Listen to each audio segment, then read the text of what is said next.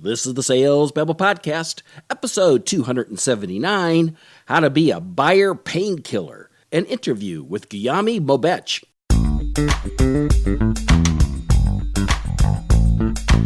Welcome to Sales Babble, the podcast that shares selling secrets for non-sellers. And now your host, Pat Helmers.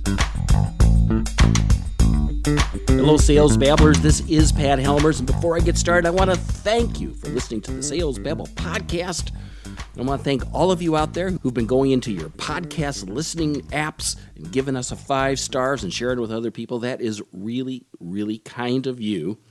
Today's guest is Guillaume Moubeche. We go to Paris, France, and find out that he is the builder of Lemlist. It's an email outreach tool, and it's used for like personalization, dynamic personalization of text and images and videos. Well, today, Guillaume and I babble about the selling process and how it intersects with marketing. We chat about the power of having an ideal client profile and the ways that it can be used to automate the discovery of qualified leads. If you do this right, you can become a buyer painkiller. And when you get into that situation, prospects turn into customers. So, with no further ado, let's get to it. Welcome, Guillaume. Are you ready to babble? I'm ready. Guillaume, where are you at today? It looks like you're in a train station. Yeah, actually, I'm based in Paris, France, and this is called Station F. It's a former train station, but it's actually like a huge startup incubator. You have a startup, right? Yes, I do. Lemlist. Lemlist. What does Lemlist do? Lemlist is email automation software that allows you to get more replies whenever you're sending cold emails. So sales prospecting emails, essentially. Excellent, excellent. Everybody's always looking for more leads. Indeed. Which kind of goes well to the conversation. When you and I were chatting just a little bit before this, we were talking about what a struggle it is for startups. And yeah, it is definitely. Yeah. And sales is a big part of that. Yeah, sales is definitely, I think, like the key for most startups. A lot of startups think that they can, I don't know, like do everything through marketing or whatever. But even though, like, I think sales and marketing are very compatible, like sales in the end is what brings money, at the end of the month. So you have to go through sales. Yeah, I think what's going on is I think people just don't want to talk to people. They're afraid of talking to people, right? And they think that marketing is magically going to draw people in and spend money, which isn't the case at all. Yeah, it's not definitely. I mean, like in the end, even though like the world is getting like more and more digitalized, like I don't think it removes the interaction people have. And in the end, we always buy from people and not really from companies. So yeah, it's definitely a misconception, I think, of growing a startup to think that everything's going to happen magically or without any interactions. Yeah. That's not the case. That's not the case at all. This is the thing, too. You can't really have a great marketing campaign unless you've really been talking to people and getting sales and then interviewing your customers. Yeah, that's definitely like, essentially like when you start, I think building what we call ICP, so ideal customer profile, is really essential. So for that, you have to talk to people, you have to understand their pain, understand their needs, also understand what could hold them back, like to buy your product or solution or service. And by doing this, like you can really like actually use what your users have been telling you just to run some marketing campaigns and have like conversion rates that are, I don't know, like sometimes even like 5 times higher than it should be, like by just you trying to put on paper something. Yep. Well, actually, I want to talk about these 5 points. I haven't mentioned this before, but you sent me 5 points that you wanted to cover, and and these are the 5 things that you've got a story about. So here it is. See, I got the paper right here. You all can't see this, but this is an audio podcast. But you can hear that I have the paper. We can hear it. First one is educate customers. What do you mean by that? So I think like most of customers, sometimes, they have a rough idea of what they want to achieve, but they don't always know, how to go there or how to get there, how to reach their goals, how to reach their sales goal, their quarterly goals. And by educating them, on giving them example of how they could achieve and, walking them step by step on the process. I think it's like super important to spend time to listen to their needs, and then really spend time, pointing out some facts that they were mentioning, and then trying to explain, how they could achieve their goal by giving like very concrete examples. So for example, let's say someone saying like, I need more leads in my pipe, I need to book more demos, or I need to get more sales. That's very broad, but then you'll be like, okay, so whenever you're doing cold emailing or cold calling, it means that you need to contact this amount of people. Maybe you want to automate that part. Maybe you want to, try to book some meetings automatically, and maybe you want to get more demos that way. I thought you brought up an interesting point there, is that you would actually need to have a very, very strong understanding of their customers in order to be able to educate them on that. Not just understand them, but actually their business. Yeah, absolutely. So, whenever, we're on demos, we spend a lot of time, asking questions. Actually, I think that something that was super interesting, like HubSpot made a study about that. And they spent they recorded sales calls, and they realized that the least the salesperson were talking, the better the conversion rate was, because the more you're empathetic with the people you meet, and really trying to focus on their needs and understanding also the person they're targeting, the better you can actually find a solution to their needs, and really split it up, and step by step explaining the process they could do to achieve their results. Excellent. What's the second one here is listening. At number 2 is listening as a key skill. Yeah. Is that right? Yeah, well, I guess it's a bit the point I mentioned, but essentially, yeah, I think the more you listen and the more you ask questions, I think the better you get, you can understand your target, and you can really sometimes simply quote the person you were having a demo. So for example, if someone says, I'm really struggling to close demos when I'm on a call. At some point, you're going to be able to make them accountable for that, and ask them, you'll be like, you remember when you were telling me that it was difficult to close demos? With my solution or with my approach, you'll be, easily closing demos, and that way, it can connect in a super easy manner, and the person's going to be hooked. And, the fact that you've been listening and listening to his pains really make that human connection, and then everything becomes much easier, because you've built trust. And once you have trust, it's, yeah. So it's just so curious, too. That's people will tell you what they want. You're just repeating it back almost in their very words. They'll go, oh, yeah, that's right. As if they've forgotten. Yeah, exactly. It's pretty magical. Sometimes, I feel bad because I'm like, well, I mean, yeah, you say that, and you're like, how did you know? And I'm like, yeah, well, I asked you a few questions, and I could feel that it was that it was a pain. I love that. This is a good one. Number 3, feel their pain. Yeah, again, the more you feel the pain, the easier it is. If you can emphasize on the pain, it's then it becomes, when you bring the solution to the table, then, everything becomes so easy, because it's you're a painkiller now. You're becoming a painkiller, and everyone loves painkiller, So it's yeah, I've really understand what you were saying. I really understand where you're at.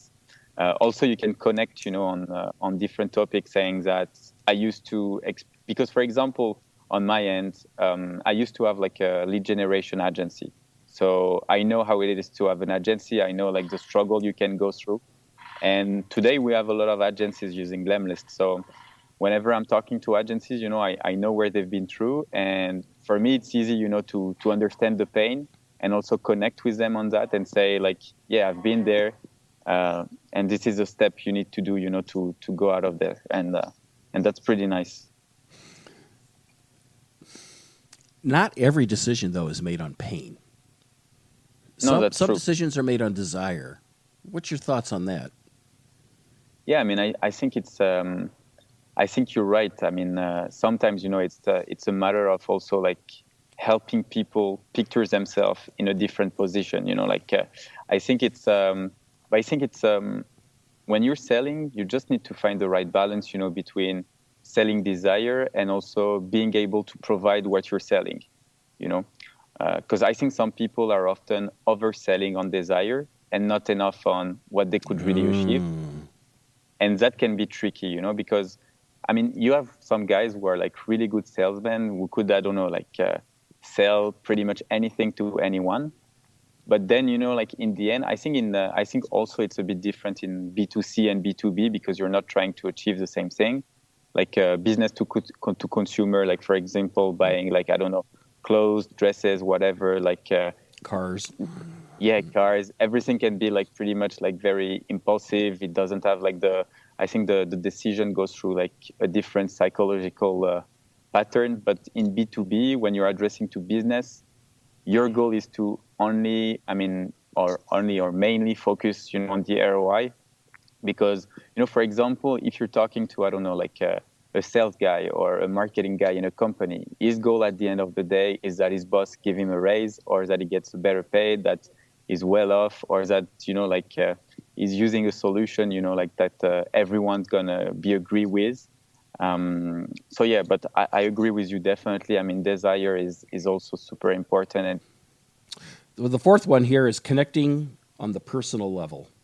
yeah, I think, like a good example is to see like how social selling, so, like on LinkedIn, like connecting with people on LinkedIn has been, working really, really great, in the last years. Because, like on LinkedIn, it's, or even on Facebook, actually, like I have a lot of my customers and users that I'm friend with on Facebook because, in the end, it's just like a matter of, if you look at the buying process, you buy from people you trust, from people, you really value. And in the end, it's a bit the definition of a friend. So connecting on a personal level make a lot of sense because, in the end, like a real human after all. You were mentioning, at the beginning of the podcast that people are really scared and more scared to talk to other human beings. And I think you're true, I 100% agree with that. And I think it's stupid because when you look at it, it's only whenever you connect really, with people that you can, get so much opportunities. Like, I think if you look at all the big stories of all big companies, you'll see that in the end, it was not the smartest people. It was not, like the guy who had like the best ideas. It was really like the guy, like who could bond with people, where was like going outside of his comfort zone, meeting with others, talking to others, and really connecting, on a personal level. And that's the best way, to get opportunities, whether it's in sales or just in business in general, or even in life, Yep. So the fifth one is value beyond product. Yeah. So again, that's a point we a bit mentioned when you were mentioning, like desire. Obviously, when you're selling products, sometimes you're going to focus a lot, on features, or like look at this new shirt because it does it and that, or if it's like a software, look at all those features. We can automate this and this and this. For some people, it will work because they're very like feature oriented and they just want to know what are the features. If it matches their needs, it's fine. But for many, it's not so much about the feature, but it's more about like the value, like what can you achieve with all that feature? Right. And I think it goes a bit, with what you said about desire, because it's like, okay, where can I get you with this product? Or where is this product can get you? Even if you look at, many perfume brands, when you watch, like the commercial on TV, if you put perfume, like you can't smell it on TV. So it would be like super difficult to say like, okay, like this perfume smells super good. No, in the end, it's like, okay, I put like 2 spray of perfume and then, oh, what's going on? 10 ladies approaching me because I smell good. Like this is way beyond the product. It's telling to people like, if you smell good, it's going to bring you like a whole brand new level of connections, let's say. Right. And I think that's important, in every like, sales you're trying to achieve. Or I think that's the bottom line, is that this is an exchange of value, right? They have something that you value, money. Yep. Right? And you have some product or some service that somehow is going to make their life better. Yeah. and let's say if your idea, like when you're selling to marketing agencies, the idea is that for every dollar or every euro that they pay you, they're going to make two, right? Yeah. There's going to be a clear return on investment. Yeah, definitely. And I think that value's got to be crystal clear in the buyer's mind, and it's the responsibility of the seller to get that across. Yeah, definitely. And I think that's actually why I kind of prefer B2B compared to B2C, because for the whenever you're buying like from a company and you're basing your trust on ROI, it's pretty like straightforward. Either it works or it doesn't. Like you can't be like or Whereas like when you're buying like I don't know, like in B2C, or you're trying to sell like T-shirts, you're trying to sell shoes, you're trying to say like your customers, how you're not gonna like the ROI, how would you measure that? Like you bought shoes and you're like, yeah, I'm running faster. No, that doesn't work like that. So yeah, I feel maybe like better, but it's difficult. Business is more straightforward and clear. Well, I don't know about that last one. My wife's a marathon. She just ran a half marathon yesterday. So, all right, nice. So she'll actually say my feet feel better with these shoes. So she's always buying new shoes, expensive shoes, but she goes, I have a cheap sport. All I put my money in is in shoes.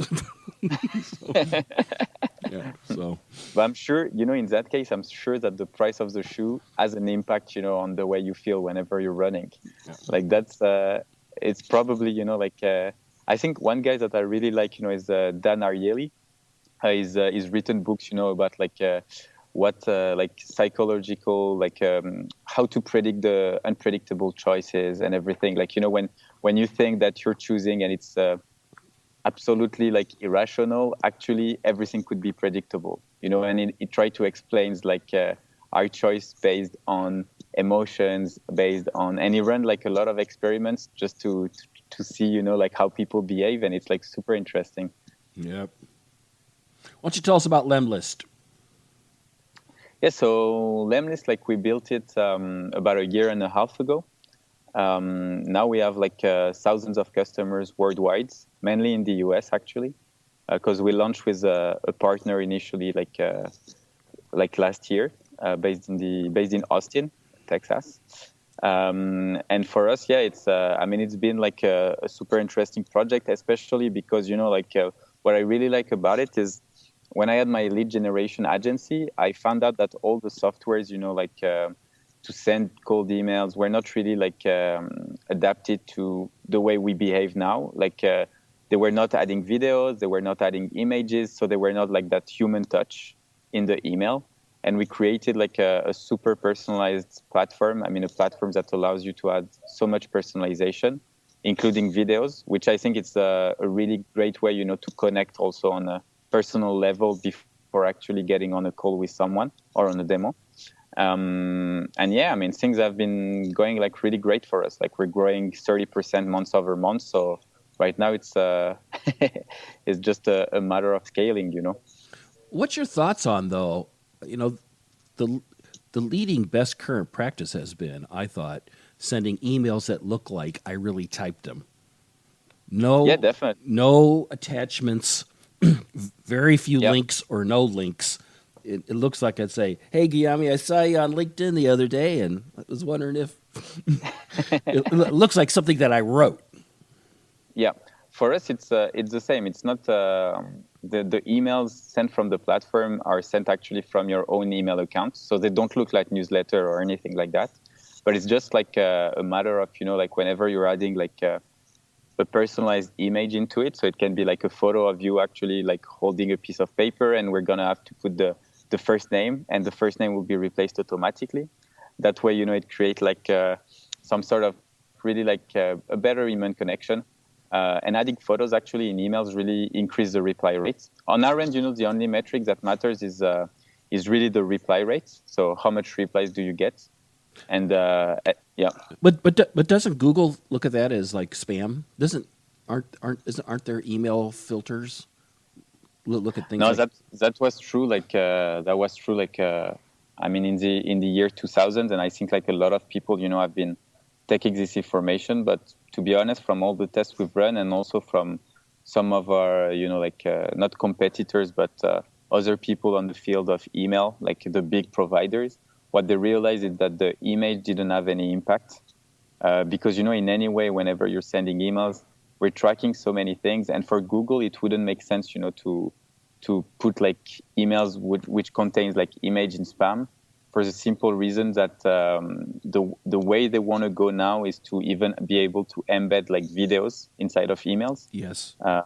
And just for that reason, it wouldn't be like spam is very complex topic, and there are like maybe like thousands of parameters that have an impact on it. But I can give you like an example. I'm emailing like people who are like requesting something, but I've never emailed them before. And on the email, it's like short sentences, then an image, and the image, within the image, there is like a personalized link. And on this campaign, I've got like 99% open rate, which means that none of my emails are going to spam. And it's not because I'm like a genius of deliverability or anything. Like, obviously, I've done things correctly. But on the other end, it's just that, like those internet service providers don't see it as spam, Interesting. Cool stuff. How can people find out about this? How can they find you and Lemlist online? Yeah, they can just type like lemlist.com or Lemlist in Google, and they should find us pretty easily. Yeah. Yeah, actually, I did that earlier today. It comes right up. You got your SEO down. You got your SEO. And then when we were chatting before, you wanted to give something away free for the Sales Babble listeners. Yeah, definitely. So we're happy to extend like the free trial to a month. So you guys, if you have like, if you want to give it a try and really like have your first campaign running, and even though like if you get in touch with me directly, on the live chat, if you want me to review your templates before you actually send them, I'm happy to do that as well. So really feel free to connect, and I'll be happy to help out. All right. Guillaume, this has been a lot of fun. I really appreciate you visiting us from Paris today.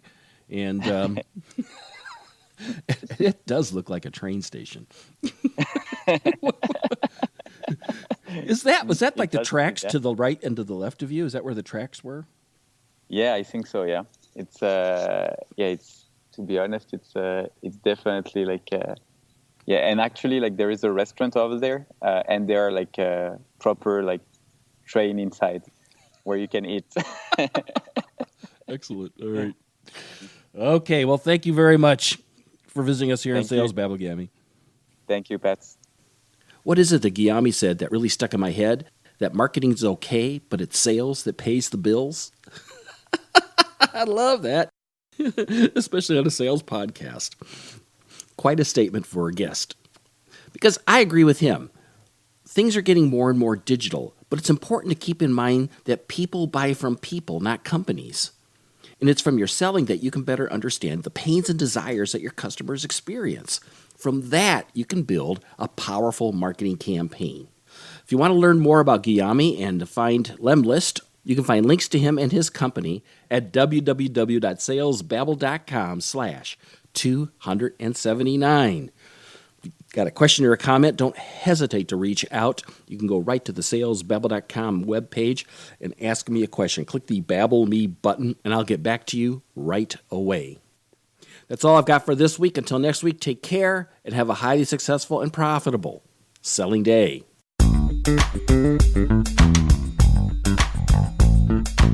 Thank you for listening to the Sales Babble podcast. Find us at www.salesbabble.com.